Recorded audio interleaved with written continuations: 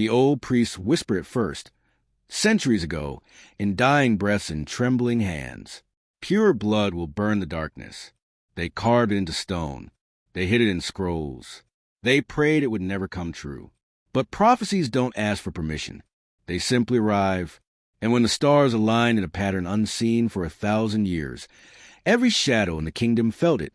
She had been born. The girl who would end everything, or save it. The village of Ashimor had always lived in twilight. Not metaphorically, literally. Thick clouds veiled the sun most days, and when night fell, it fell completely, like a curtain of black velvet drawn across the world. The people here had learned to live with dim lanterns, whispered prayers, and the unspoken rule: never leave your home after dark. Ilara didn't know she was different. Not yet. She had grown up in a small cottage at the edge of the village, raised by her grandmother, a woman whose eyes always seemed too far away, as if watching something no one else could see. Her grandmother never spoke of Ilara's parents, never explained the strange marks on the door, symbols carved deep into the wood, salt lines renewed every morning, iron nails driven into the windowsills. "It keeps us safe," her grandmother would say, her voice thin and fragile as old parchment. "From what?" Ilara would ask, but the old woman never answered. On the night of Ilara's 18th birthday, the stars bled. It started just after dusk. Ilara stood at the window, watching the sky darken, when she saw it, a slow, crimson stain spreading across the heavens, as if the cosmos itself had been wounded. The villagers poured into the streets, pointing, gasping, some falling to their knees in prayer. "It's a sign," someone whispered. "The end times," another said. Ilara's grandmother appeared beside her, silent and pale. Her fingers trembled as they gripped Ilara's wrist. "You need to leave." "What?" "Tonight. Now." The old woman's voice cracked. "They'll come for you." "Who?" "Grandmother. What are you talking about?" But before the old woman could answer, the candles inside the cottage flickered. All of them. At once. The air grew cold, so cold that Ilara's breath turned to mist. And then, from somewhere deep in the forest beyond the village, came a sound that froze every living soul in Ashimor. A howl. Low, guttural, ancient. It wasn't a wolf. Ilara's grandmother shoved her toward the back door. "Run. Don't stop. Don't look back. I won't leave you." "You must." Tears streamed down the old woman's face. "You are the only one who can end this. The only one who can stop him." "Stop who?" The door exploded inward. Shadows poured into the cottage like liquid smoke, writhing and twisting with a life of their own.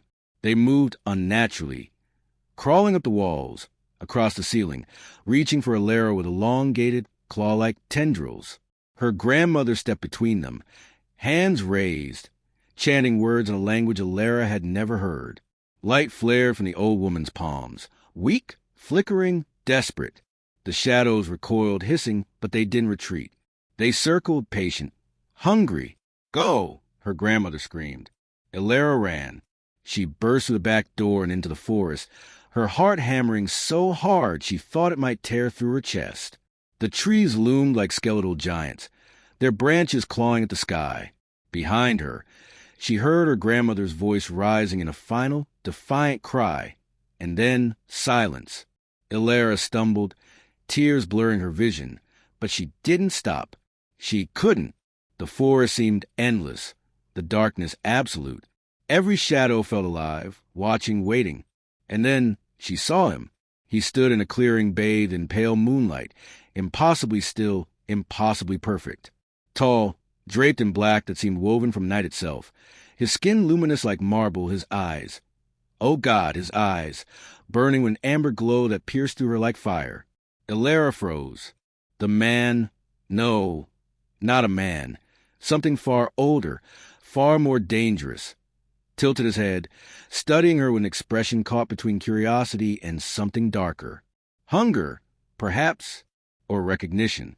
"So," he said, his voice deep and smooth as silk over stone, "you are the one." Ilara tried to speak, but her voice had abandoned her. He took a step closer. The forest itself seemed to bow in his presence, the shadows bending toward him like subjects before a king. Do you know what you are, little flame? She shook her head. A faint smile touched his lips, sad. Almost. No, of course you don't. He moved closer still, and Alara's legs refused to obey her screaming instincts to run. They kept you blind. Safer that way, I suppose. But ignorance won't save you now. Who are you? She finally managed, her voice barely a whisper. The smile vanished. His eyes darkened. I am the shadow your grandmother prayed you'd never meet. I am the nightmare sung in lullabies. I am Kael Draven, king of the night. He paused, letting the weight of his title settle over her. And you, Alara of Ashimor, are the only thing in this world I have ever feared. Her heart stopped. Me? The prophecy speaks of you. Pure blood will burn the darkness. Your blood, Alara, yours alone. He stepped so close now that she could feel the unnatural cold radiating from him. One drop, and I turn to ash. One touch, and centuries of immortality end. Alara's mind reeled. This couldn't be real. It couldn't. But here's what the prophecy didn't say. Kael continued, his voice dropping to something almost tender. It didn't say when you would burn me, or if. It simply said you could. He leaned down, his face inches from hers. So I've come to make you a choice. A choice. Run, and my hunters will find you within the hour. They will drain you slowly, painfully, until nothing remains but a prophecy that never was. His eyes held hers, unblinking. Or come with me. Let me protect you. Let me teach you what you truly are. And perhaps, just perhaps, we'll discover that prophecy can be rewritten. Why would you protect me if I'm supposed to destroy you? Something flickered in his gaze. Something almost human. Because, little flame, he whispered, destiny is a blade that cuts both ways. And I am very, very tired of bleeding. Behind them, the howls grew louder, closer. The shadows in the trees began to move with purpose, converging on the clearing. Kael extended his hand. Choose. Now. Alara looked at his hand, pale, elegant, deadly, and then back at the darkness swallowing the forest. She thought of her grandmother's final scream, the symbols on the door, the lifetime of secrets. She had no idea what she was, but she knew she wanted to live. She took his hand. The moment their skin touched, light erupted, blinding, searing, holy. Kael's eyes widened in shock, his grip tightening reflexively. The shadows around him shrieked and scattered, fleeing from the radiance pouring from Alara's palm. And in that moment, both of them understood. The prophecy was already in motion. There would be no running from it, only through it. Kael's palace was not what Alara expected. She had imagined something gothic and decaying, all stone and cobwebs and the stench of death. Instead, she found herself in a place of haunting beauty, a fortress carved into the heart of a mountain.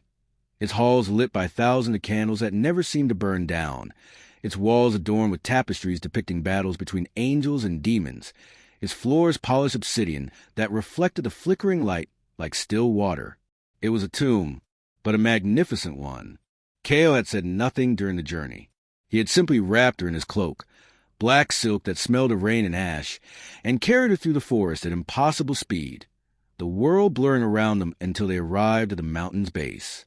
Their enormous iron gates had opened without command, and inside, the palace had swallowed them whole. Now, Alara stood in a vast chamber, her heart still racing from the encounter in the forest. Her hand still tingled where she had touched him. She glanced down at her palm, half expecting to see burns, but there was nothing, just skin. You're wondering why you didn't hurt me. Alara looked up. Kael stood across the room, silhouetted against a towering window that overlooked an endless expanse of dark forest. The moonlight painted him in shades of silver and shadow. The light, she said. When I touched you, it was real. He turned to face her, his expression unreadable. Your blood carries something ancient, something divine. The priests who wrote the prophecy called it purity, but that's a simplification. What flows in your veins is complicated. I don't understand. Neither do I. He moved toward her slowly, his footsteps silent. But I intend to. You see, Alara, you are not the first pure blood to be born. There have been others throughout history. Each one was found by my kind. Each one was killed before they could fulfill the prophecy. Elera's breath caught. Then why am I still alive?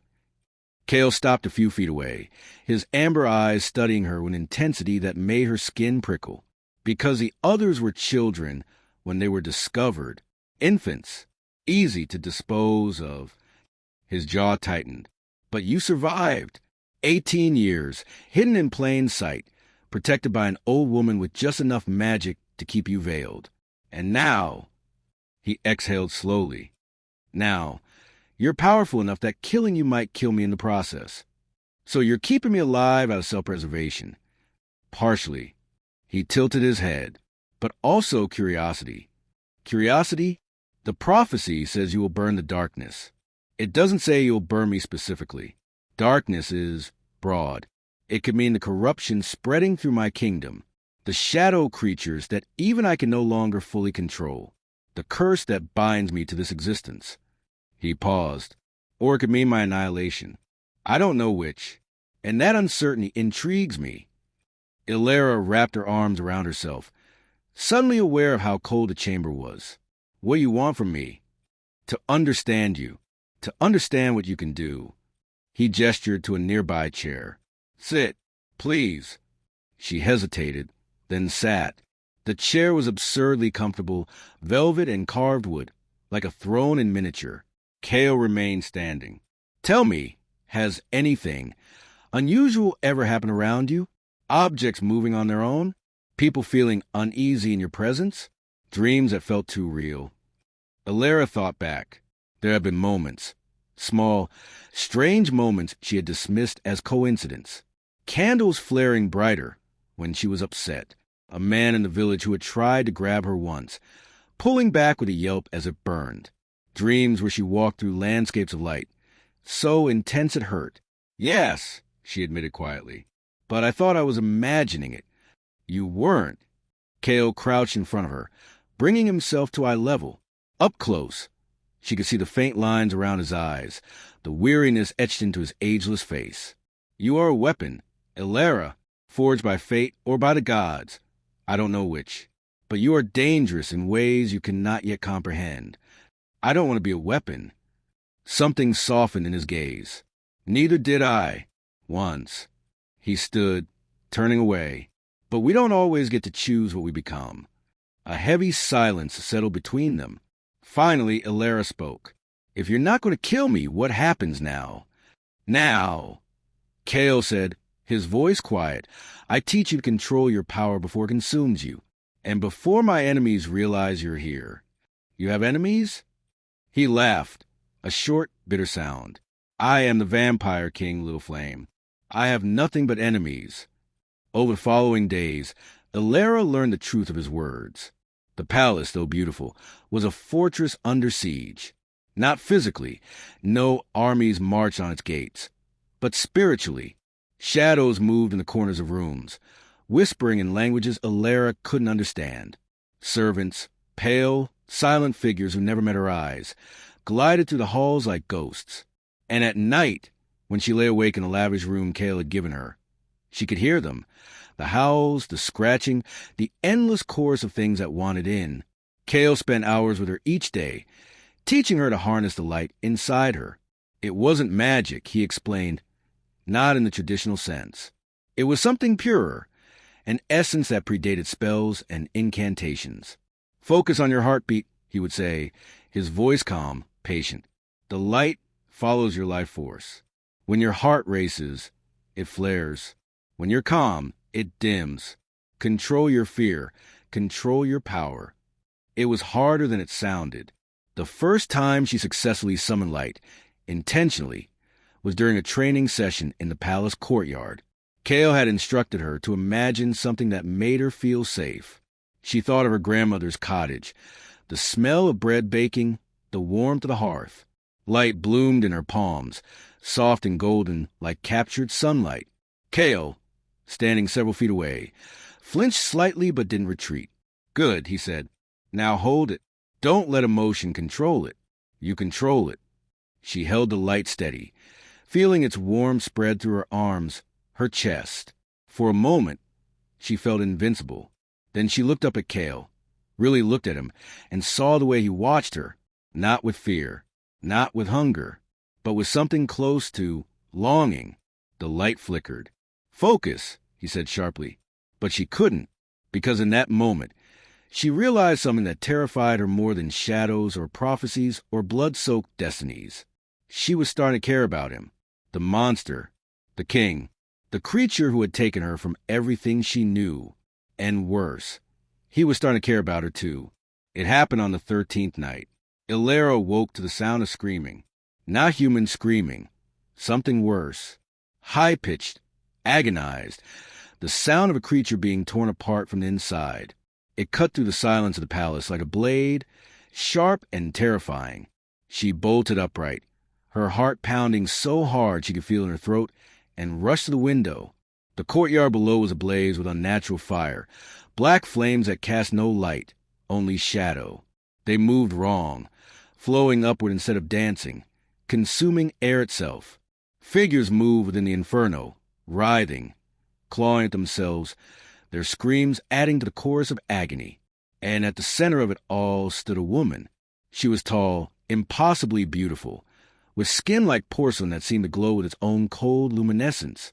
Her hair writhed like living smoke, tendrils of darkness that moved independently, reaching and grasping the air around her. Her eyes burned red, not the warm red of fire, but the cold red of fresh blood. And when she smiled, her teeth were rows of gleaming needles, sharp and promising pain. "Kale!" The woman's voice rang out, echoing off the palace walls with unnatural amplification. "I know she's here.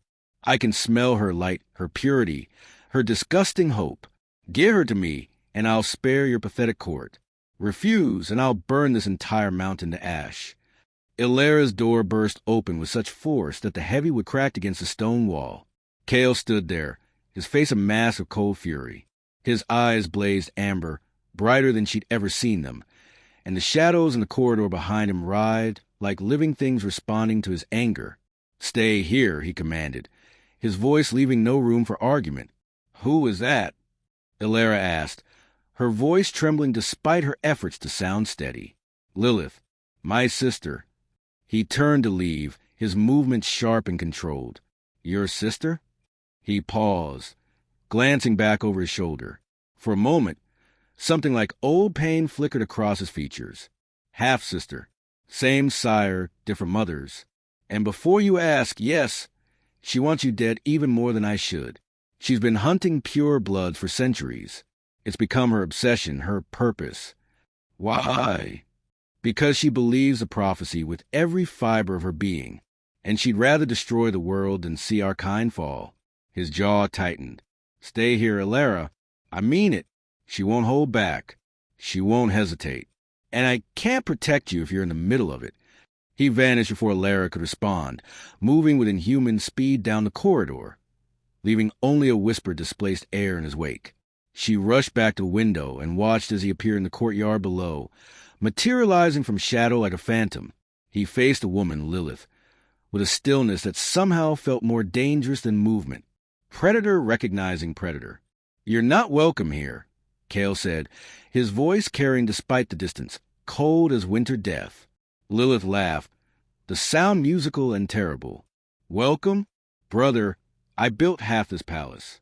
I was here when you were still pretending to be a benevolent king, when you still clung to your precious humanity. I'm always welcome." "Not anymore." Her smile vanished like smoke, replaced by something vicious. "You've changed, grown soft." She stepped closer, and the black fire followed her like a loyal hound, hungry and eager. "Is it the girl? The little prophecy child you're hiding in your chambers? Do you really think you can save her? Or is it that you think she can save you?" She spat the last word like a curse. Kale didn't answer. His silence was absolute, immovable. Lilith's eyes narrowed to red slits. "Pathetic. You were a god among mortals, a king among monsters. We ruled the night together, brother. We were unstoppable." Her voice dropped to something almost tender, almost sad.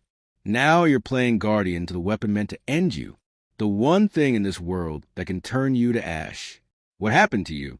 I remembered what it means to have a choice. Kale said quietly, "A choice." Lilith's laugh was bitter. "We gave up choice when we became this. We are predators. Hunters. We don't save the lamb, we devour it." She raised her hand, and the fire surged, growing larger, hotter, hungrier. "Step aside, Kale. Let me finish what should have been done 18 years ago. Let me kill her before she fulfills the prophecy and destroys everything we've built." No. The word was simple. Final. Absolute. Lilith's expression twisted into pure rage, her beautiful features contorting into something monstrous. "Then you die with her.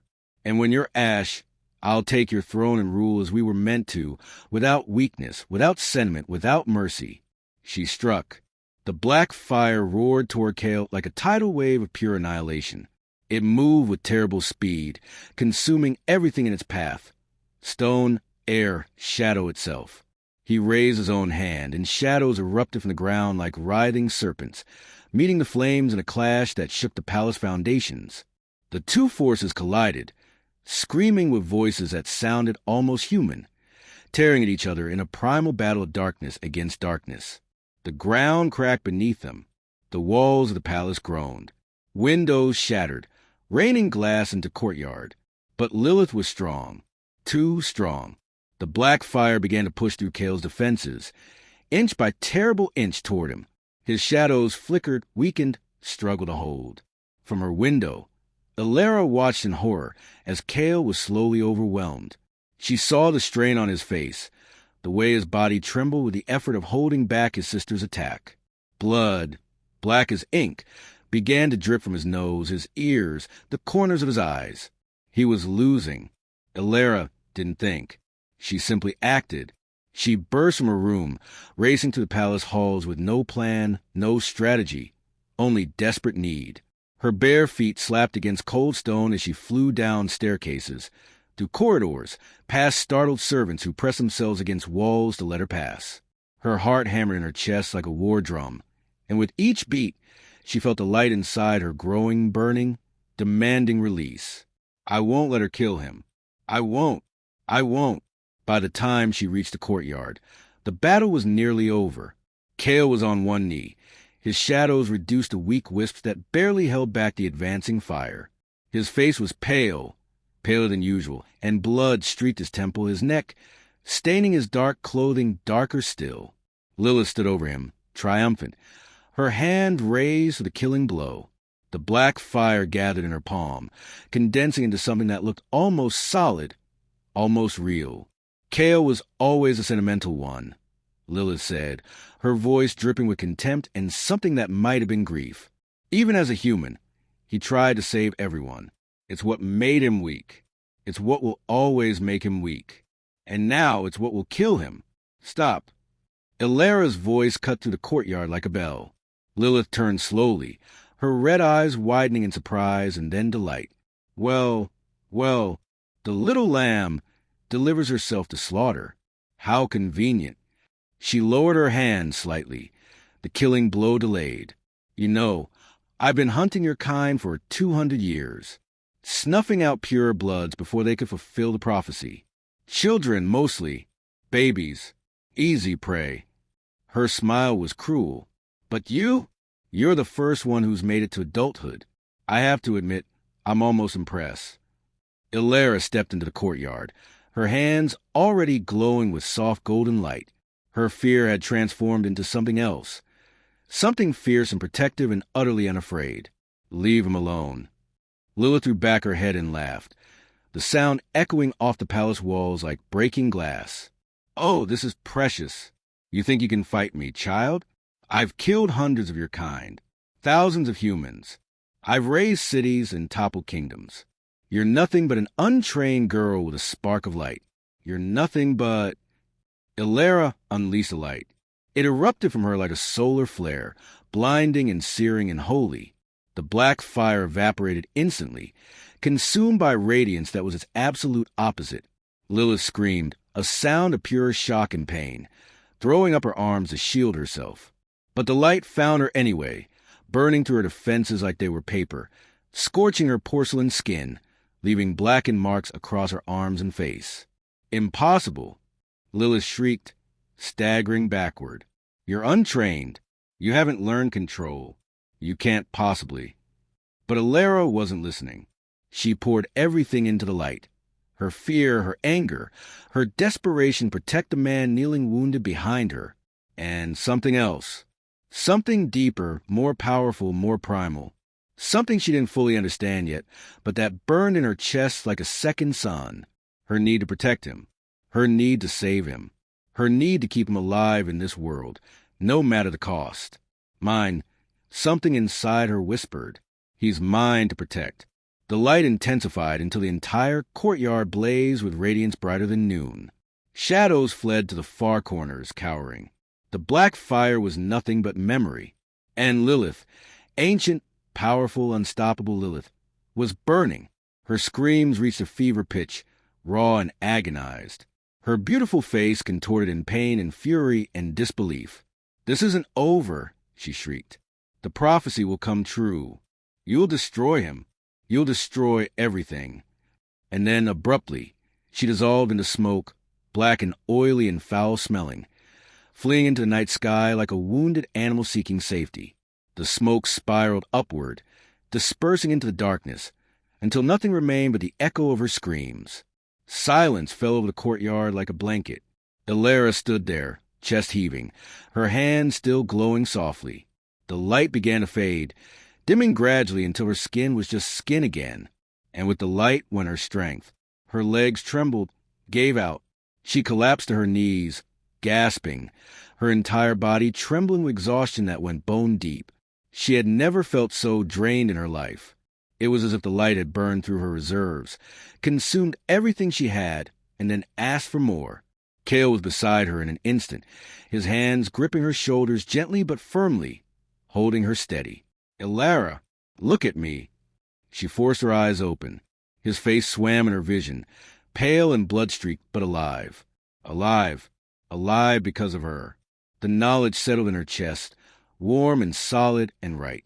"You shouldn't have done that," he said quietly, his voice rough with emotion she'd never heard from him before. "You're welcome," she managed weakly, trying for humor despite the way her hands wouldn't stop shaking. To her surprise, he smiled. A real smile, small and almost shy, transforming his face into something young and vulnerable. "Thank you." The words were simple, but the weight behind them was enormous. Centuries of loneliness, of never being saved, of always being protector and never protected. All of it lived in those two words.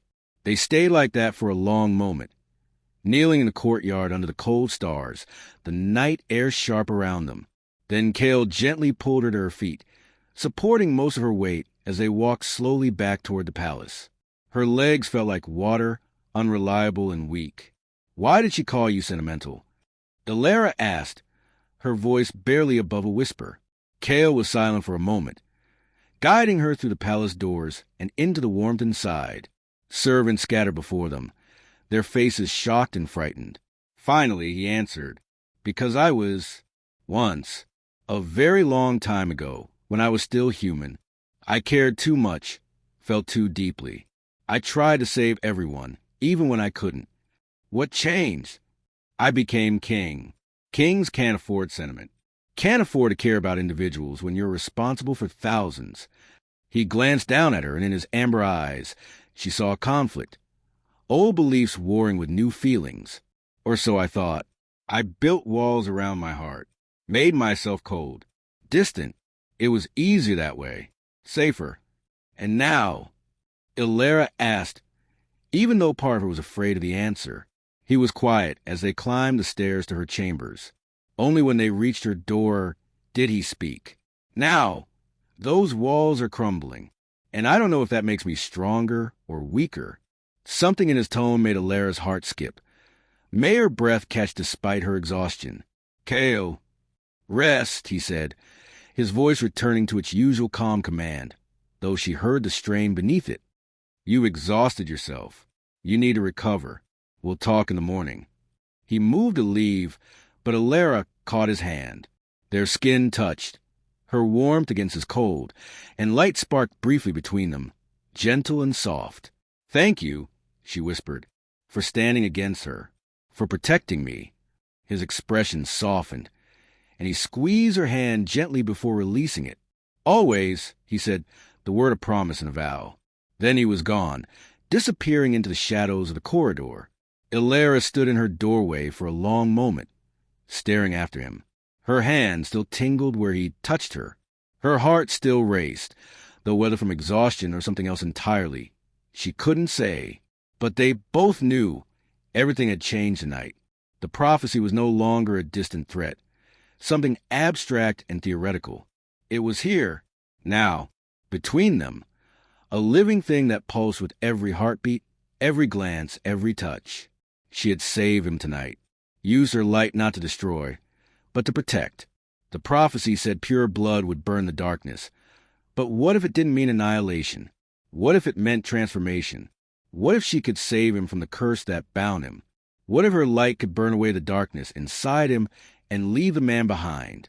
The question swirled in her mind as she finally closed the door and collapsed onto her bed, too exhausted to even undress. Sleep claimed her almost instantly, pulling her under into dreams filled with light and shadow dancing together, neither winning, neither losing, simply existing, in perfect, impossible balance. And neither of them knew how to stop it. Neither of them was sure they wanted to. The palace changed after Lilith's attack. What had been a cold but stable fortress became something alive with tension. Chaol doubled the guards, vampires loyal to him, ancient and powerful, who watched Illyra with expressions caught between reverence and fear. Whispers followed her through the halls. The pure blood, the prophecy, the end. But Illyra barely noticed, because something far more dangerous was happening. She was falling in love with a monster. It wasn't sudden. It was a slow burn, built from stolen glances and quiet conversations. Chaol had begun spending more time with her, not just for training, but simply talking. He told her about the world before he became king, when he was still human, still mortal. He spoke of a life filled with sunlight and laughter, of a family he had loved and lost, of the choice, terrible and irreversible, that had turned him into what he was now. "I didn't want immortality," he said one night, as they stood on a balcony overlooking the dark forest. The moon hung heavy above them, casting silver shadows across his marble-pale features. "I wanted to save them, my people." A plague was sweeping through the kingdom, killing thousands. Bodies piled in the streets. Children crying for parents who would never wake. The smell of death was everywhere. Illyra listened in silence, her hand resting on the cold stone railing. "A stranger came to me," Chaol continued, his voice distant, as if pulled from the depths of memory. He wore a cloak the color of dried blood, and his eyes, they held centuries. He knew what I was, a prince desperate to save his kingdom. He offered me a solution: drink his blood, become something more than human, and I would have the power to heal them, the strength to fight death itself. But it didn't work, Illyra guessed softly. No. His voice was hollow, scraped raw by centuries of regret. The transformation took 3 days. 3 days of agony, of my body dying and being reborn into something unholy. By the time I woke, everyone I loved was already dead. My father, my mother, my younger sister, she was only 12. His hands gripped the railing so hard the stone cracked beneath his fingers. I saved no one. I only became a different kind of plague. Illyra reached out, her fingers brushing his hand. He flinched but didn't pull away. The contact sent a strange warmth through her palm, as if her light recognized something in him worth saving. "You're not a plague," she said softly. "You're just trying to survive. We all are." He looked down at their hands, her small, warm fingers against his pale, cold skin. The contrast was stark, almost painful, life touching death. For centuries, I believed survival was enough. I built this kingdom from blood and shadow. I became what they feared, what they needed to fear, so that I would never be weak again, never be helpless. He met her eyes. In the amber depths, she saw something raw and unguarded. But now I'm not sure. Why? Because you make me remember what it felt like to be human, to care about something beyond power and control. to want something more than just existing. He turned his hand over, lacing his fingers with hers, and the gesture was so gentle it made her heart ache. And that terrifies me more than any prophecy, more than death, more than ending. Illyria's breath caught. The weight of his words settled over her like snow, beautiful and cold and impossible to shake off. Chaol. He leaned closer, and for a heartbeat, she thought he might kiss her. But instead, he simply rested his forehead against hers, his eyes closing, his breath, unnecessary for a creature like him, but a habit from his human life, ghosted across her skin. "You should burn me," he whispered, "for all the things I've done, all the lives I've taken, all the centuries of darkness I've spread across this land. I deserve to turn to ash, to finally end." "Maybe," Illyria whispered back, surprised at herself with the honesty. "But I won't." "Why not?" She didn't have a good answer. Only the truth. "Because I don't want to. Because when I look at you, I don't see a monster. I see someone who's been carrying the weight of the world alone for too long. Someone who deserves a chance at redemption." His eyes opened, and she saw tears there, impossible tears, because vampires weren't supposed to cry. But there they were, silver tracks on his pale cheeks. They stayed like that, suspended in a moment that felt stolen from time itself. And in the distance, the first rays of dawn began to touch the horizon, pale gold bleeding into deep purple, painting the sky with colors Chaol hadn't allowed himself to witness in centuries, because he always retreated into the palace before sunrise. But tonight he stayed. For her. The light touched his face, and he didn't burn, didn't scream, didn't turn to ash. He simply stood there, bathed in the early morning glow, his hands still intertwined with hers, and for the first time in centuries he watched the sun rise. "It doesn't hurt," he breathed, wonder coloring his voice. "How?" Illyria looked down at their joined hands and saw it. A faint golden glow emanating from her skin, wrapping around him like a protective shield. Her light, her power, was protecting him from the sun. "I think," she said slowly, "I think my light doesn't just burn darkness. I think it can choose what to destroy and what to save."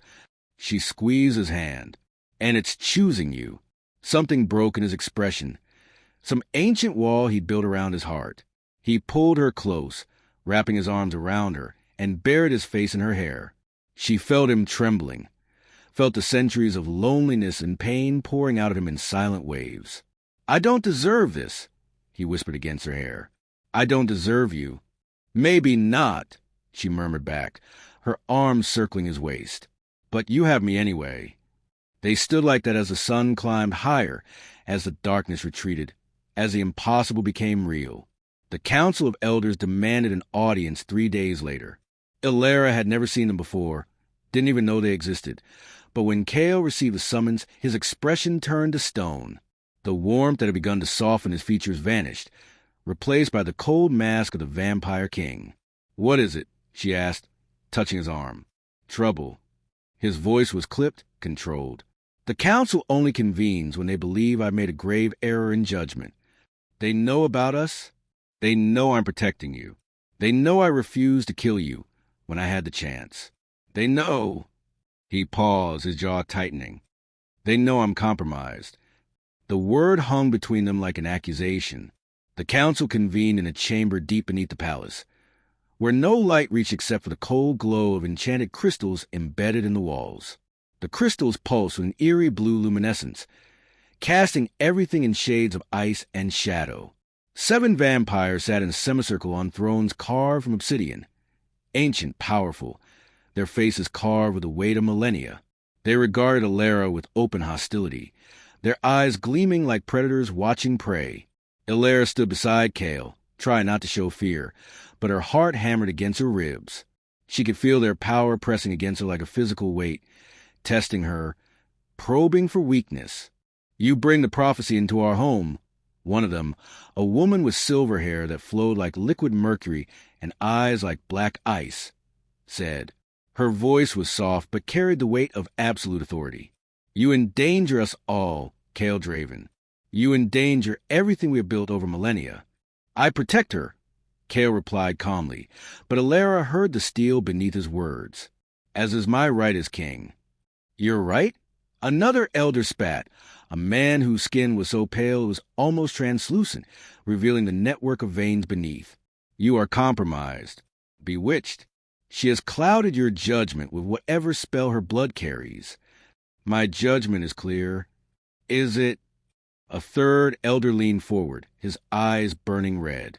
Then explain why you allow the weapon of our destruction to walk freely through our halls. Why you train her, strengthen her, prepare her to fulfill the very prophecy that promises our annihilation. Chaol's expression remained impassive, because I don't believe the prophecy means what you think it means. The silver-haired woman stood slowly, her movements impossibly graceful. Then prove it. Her voice dropped to something deadly. Kill her, now, before she destroys us all. Show us that your loyalty still lies with your kind, not with a human girl who will turn to dust in the blink of an eye while we endure. Silence crashed over the chamber like a wave. Alara's heart stopped. She looked at Chaol, searching his face for any sign of what he would do, what he would choose. His expression was unreadable, carved from marble, his eyes fixed on the council before him. The seconds stretched into eternity. No, he said finally. The single word dropped like a stone into still water, sending ripples of shock through the chamber. The room erupted in outrage. Voices overlapped, accusations, demands, threats. The crystals in the walls flared brighter, responding to the surge of anger and power filling the space. You doom us all. Traitor, she has corrupted him completely.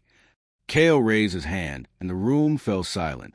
The gesture was simple, but the power behind it was absolute. He was still their king, and his presence commanded respect even from those who disagreed with him. I am your king, he said, his voice cutting through the silence like a blade. My word is law. Alara remains under my protection.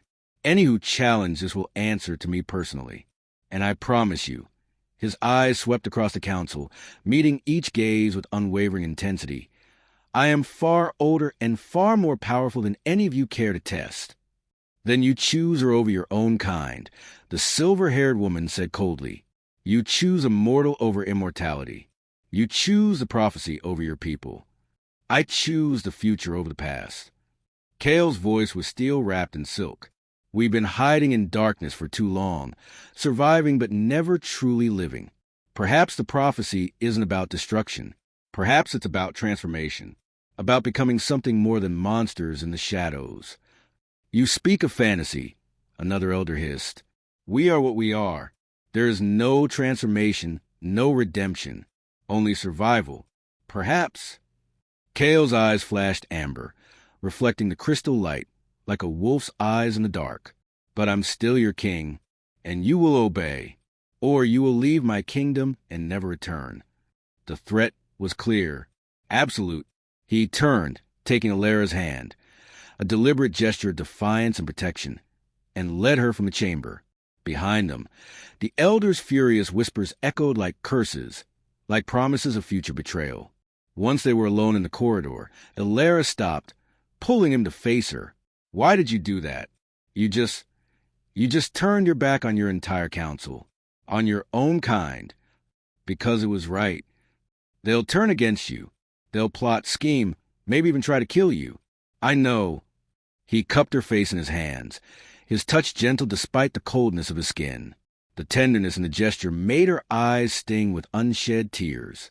But I've spent centuries doing what was expected, what was safe, what was controlled, playing the role of the Monster King, because it was easier than trying to be anything else. His thumb brushed her cheek, wiping away a tear she hadn't realized had fallen. You've made me remember what it's like to choose something, because it matters, not because it's easy, not because it's safe, but because it's right. Tears stung Alara's eyes, blurring her vision. I don't want you to lose everything because of me. Your kingdom, your people, your... Then don't make me regret it. He smiled, sad and beautiful and utterly sincere. Burn the darkness, Alara, all of it, even the darkness in me. Make me something worth saving. Make this choice mean something. And then, finally, he kissed her. It was soft, tentative, as if he feared she might shatter like glass beneath his touch. But Alara pressed closer, her hands tangling in his hair, pulling him deeper into the kiss. For a moment, the prophecy didn't matter. The danger didn't matter. The counsel, the threats, the weight of destiny, all of it faded into nothing. Only this, only him, was real. When they pulled apart, both breathing hard, him from habit, her from necessity, light surrounded them, not the blinding, searing light of battle, but something warm, gentle, healing. Cale stared at his hands. Where the light touched his skin, faint color had returned. Pink tinged his pale fingers, as if blood truly flowed beneath the surface again. As if, for just a moment, he was human again. "What is this?" he breathed, wonder and fear mixing in his voice. "I don't know," Alara whispered, her own hands glowing softly. "But I think the prophecy was never about burning you. It was about burning what you become. The curse, the darkness, the thing that keeps you trapped between life and death." She took his hands, lacing their fingers together, and the light pulsed brighter. "Maybe I can set you free. Maybe that's what burning the darkness really means." Hope, fragile and terrifying and utterly foreign to a creature who had lived without it for centuries, bloomed in his eyes. "Do you really believe that?" he asked, his voice barely a whisper. "I have to," she said, "because the alternative is losing you, and I'm not ready for that." He pulled her close again, holding her like she was the only solid thing in a world that had suddenly become uncertain. "Neither am I," he murmured against her hair. "Neither am I." The days that followed were strange, suspended between peace and the promise of violence. Cale and Alara spent their time together, training, talking, learning each other in ways that went beyond words. She discovered that he loved music, but hadn't played an instrument in decades, that he missed the taste of wine, the warmth of fire, the simple pleasure of feeling sun on skin without fear, that beneath the centuries of darkness and blood, there was still a man who had once dreamed of being a healer, not a killer. And he discovered that she was stronger than she knew, that her light wasn't just a weapon, but a force of purer will shaped by her heart, that she carried her grandmother's courage, her kindness, her fierce determination to protect those she loved. They were falling deeper, tangling together in ways that made the prophecy seem both inevitable and irrelevant. But peace never lasts. The final confrontation came on the night of the blood moon. Alara woke to the sound of bells, deep, resonant, urgent, the alarm bells of the palace, ringing out across the mountain. She bolted upright, her heart racing, and ran to the window. The sky was wrong. The moon hung bloated and red, casting everything in shades of crimson. And surrounding the palace, spreading across the mountain like a plague, were shadows. Thousands of them. Shadow creatures, vampires, things that had no name, all converging on the fortress with singular purpose. Lilith had returned, and this time she brought an army. Cale appeared in her doorway, already dressed for battle in armor that looked like it was forged from midnight itself. "Stay inside," he commanded. "No. Alara, no." She crossed him, grabbing his arm. "We fight together." "That's what you said." Together. He looked like he wanted to argue, but something in her expression stopped him. Instead, he nodded once, sharp and decisive. "Then arm yourself, and stay close to me." They made their way to the battlements, where Cale's forces had already assembled. Hundreds of vampires, all loyal to their king, all prepared to die for him. But even Alara, with her limited understanding of warfare, could see they were outnumbered, 10-1 at least. Cale stood at the edge of the battlements, looking down at the army below. And there, at its center, stood Lilith. She had changed since their last encounter. Her beauty had become something terrible. Skin pale as bone, hair writhing like living shadows, eyes burning with red fire. She wore a crown of thorns that dripped black blood, and around her, the air itself seemed to warp and twist. "Cale!" Her voice boomed across the mountain, amplified by dark magic. "I've come for what's mine. The girl, the prophecy, the end of your pathetic reign." Beside her, something stirred, something vast. A demon, Ancient and terrible, its form barely contained by the physical world. It had too many eyes, too many limbs, and when it breathed, reality itself seemed to shudder. Elara felt ice flood her veins. "What is that?" "A demon lord," Kale said quietly, from the deepest pits. "She's made a pact, sold what remains of her soul for power." He looked at Elara, and his expression was grave. "This won't be like before. She's not here to wound me. She's here to end everything. Then we end her first." He almost smiled. "You sound like a warrior." "Maybe I am." Kale turned to his forces. "For centuries we've lived in shadow. We've hidden, survived, endured. But tonight, we fight not for survival. We fight for something more. We fight for the possibility of dawn, for transformation, for a future that isn't just endless night." He drew his sword, a blade that gleamed with dark fire. "Stand with me now, and history will remember this night as the moment everything changed." A roar went up from the assembled vampires, fierce and defiant, and then the battle began. Lilith's army crashed against the palace like a tidal wave of darkness. Shadow creatures swarmed the walls.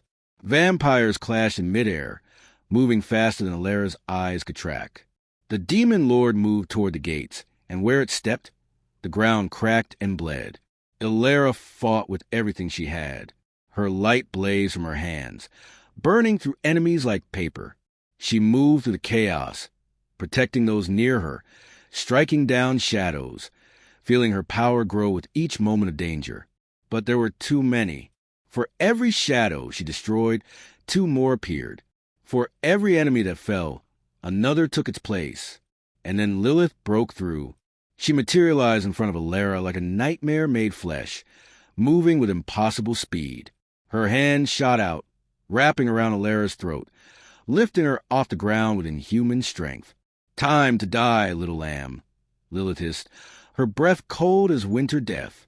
Elara's light flared desperately, but Lilith held firm, her grip crushing. The light couldn't touch her. The demon's power protected her, shielded her from the very thing that should have destroyed her. "Kale can't save you," Lilith whispered, her face inches from Elara's. "He's too weak, too human. He's forgotten what we are, monsters. And monsters don't get happy endings." Elara's vision began to darken. She clawed at Lilith's hand, but it was like trying to move stone. And then light, but not from her, from Kale. He appeared behind Lilith, moving faster than thought, his hand plunging into her back, not with claws, not with shadow, but with light, pure, burning, impossible light. Lilith's eyes widened in shock. Her grip on Elara's throat loosened. "How?" "She gave me hope," Kale said, his voice quiet but carrying across the battlefield. "And hope is the one thing darkness can't touch, the one thing it can't corrupt, the one thing it fears." He pulled his hand free, and Lilith's body began to crack. Light bled from the wound, spreading like veins across her skin. She opened her mouth to scream, but no sound came out, only light, and then she disintegrated, screaming silently, into ash that scattered on the wind. The demon lord roared, sensing its pact holder's death. It turned toward Kale and Elara, fury burning in its countless eyes. But before it could move, Elara raised her hands, and Kale mirrored her gesture. Their light combined, hers gold as silver white, and surged forward like a spear of pure dawn. It struck the demon in the center of its mass, and the creature shrieked, a sound that shattered windows and made the mountain itself tremble. Its form unraveled, pulled apart by the light, until nothing remained but a stain of darkness that faded into nothing.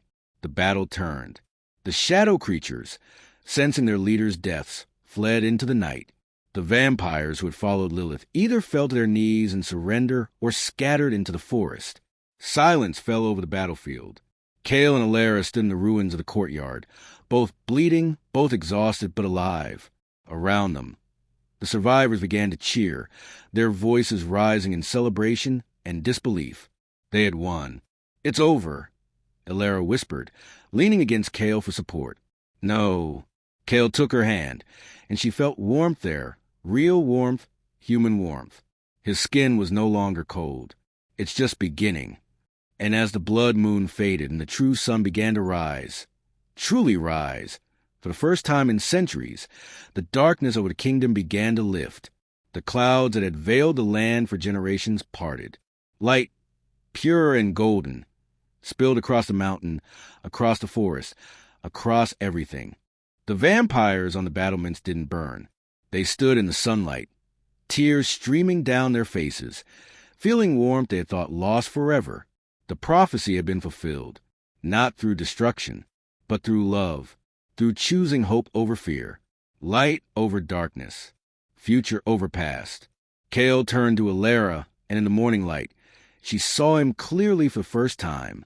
Not a monster, not a king, just a man who had been given a second chance. "Thank you," he whispered. She smiled, tears streaming down her face. "Thank you." And as the sun climbed higher, burning away the last remnants of shadow, the kingdom began to heal. The darkness had learned to pray, and the light had learned mercy. Together, they would build something new, something beautiful, something worth saving.